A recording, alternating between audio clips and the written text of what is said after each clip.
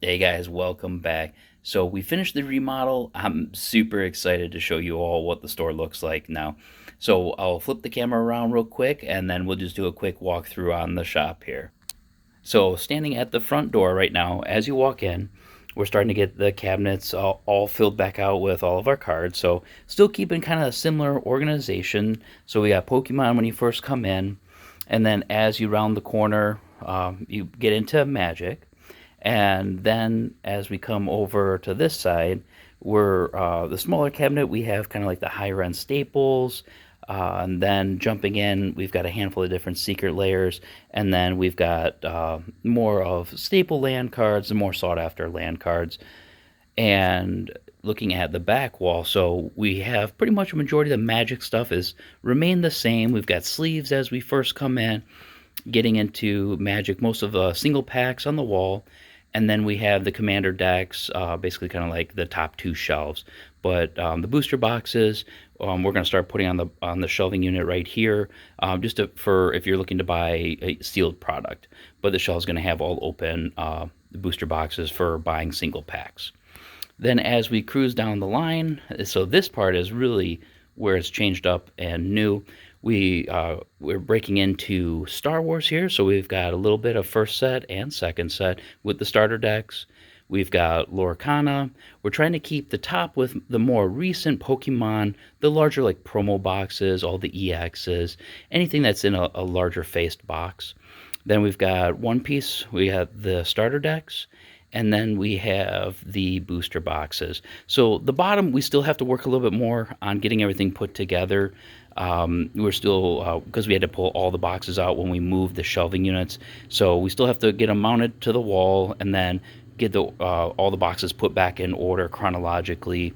So that's going to be the task for basically the rest of this week, is getting everything organized and sorted out. But jumping back up to the wall, we got the Pokemon ETBs, we got the different tins, build and battle boxes. We've got some open booster boxes for some single packs. Some of the older boxes for V's, for like the promo boxes on the top. And then going over here, we've got the theme decks and the league battle decks, a little bit better style themes, but 3-pack blisters and all of the newer Scarlet and Violet series for the hangers. When we jump over to our deck boxes, so these are a little bit fancier version from the for the sidewinders from Ultimate Guard, and I really like on the middle shelf there. They actually started doing themed with the new magic sets coming out. So the first one that they started with is the Bloomborough. So those ones are really sharp. So it's real nice art that wraps the box all the way around, and I think it just makes it pop a lot more in comparison to just using, like, which I mean it's still fine when you go into like the solid colors if you just want, to organize by color. But I think the artwork adds a different taste to your deck box collection as you start accumulating more and more Magic decks, or if you play Pokemon or other card games and you're using the decks for the different TCGs. You've got lots of different options to go through. And we have our board game shelf here. So we've got all the different board games. And then as we swing down this way, we've got the restroom down the hallway there. And our snack section, we're getting filled out, and then our drink cooler. And then just kind of wrapping around paint station, and then the tables here. So we have our regular 8-foot tables that we had initially set up from the store. We're going to be getting 6-foot tables and basically double stacking coming off the wall. So that will allow us to have an additional 2 players per, basically, in a sense, if you were to look at the row of tables, you can have 8 players per table. So we'll have a standard setup for 32 players at the shop. But when we host larger events, we'll have additional space here right now where we can throw up extra tables, and the same thing, we'll just do a quick spin around real fast here. But we have this one table set up, and we can continue running a straight line of tables right now. Or we could turn 6-footers sideways and still run them parallel with the other tables. So as we cruise back over here, jumping into our Warhammer products, so we've got accessories, scenery supplies, a full range of the Citadel paints, and then the rest of our 40K stuff. So this wall kind of branches, covers all the different armies from 40K, and then the racks over here on the Windows side covers everything AOS. And then the last rack is going to have basically new releases, anything that is more recent that doesn't have a regular home either in the AOS or 40K side. Then we jump over to our display rack here.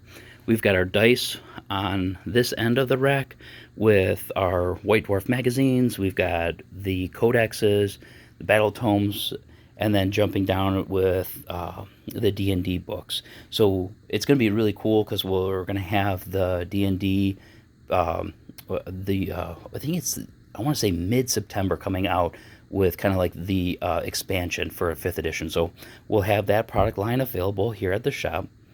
Down on the bottom, we have binders, which wraps around with the binders here for TCGs onto this side as well. So the bottom shelf is going to be all the different binders from just regular elastic strap holding Ultra Pro binders to zipper binders. So we got Gamegenic and Ultimate Guard. We've got a bunch of different Dragon Shield sleeves as well as katanas. We've got theme sleeves for Flesh and Blood. We've got sleeves for Star Wars. And then after you get your deck sleeved up, we cruise around to the other side, and then we've got more gaming accessories. So we've got deck boxes, different ones for Star Wars up top. We've got our play mats here. We've got different deck boxes. We've got boulders, all different kinds of accessories that you may need to either sleeve up, get your decks in a box for protection while they're storage, and for your playmats. So we've got all different colors for your playmat tubes.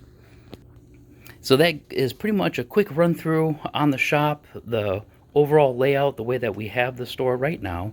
And then there's still going to be a lot more things that are going to be coming to the shop as well.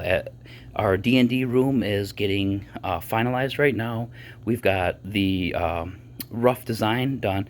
We need to get the room painted, and then once that's finished, it's going to be a nice place for our D&D campaigns to take place for our players, because it'll give that aesthetics of a tavern, so that way when you're in there you can be more in character while you're running your campaign. So that's going to be really fun.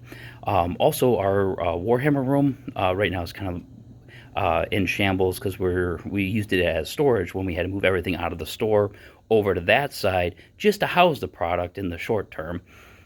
So we need to get that put back together, get it all squared away, so that way we can add additional Warhammer tables in there and then pick back up our Crusades and then start running tournaments, which we do want to try to get going on a monthly basis to at least have either it's 1v1s or 2v2s, but still more of a casual based style tournament, and then jump back into our Crusades or do some type of league style play. So with that one's still up in the air. We'll see how folks vote, and if that's their game plan for the way that they want to play for the more of a longer duration. If they want to continue that long haul of a crusade, or just short-term leagues for, say a month or a month and a half. We'll see what everyone likes to decide from there. But if you guys have any questions, drop a comment down below. Definitely any feedback, drop a comment. That is always appreciated. I'll see you guys in the next video.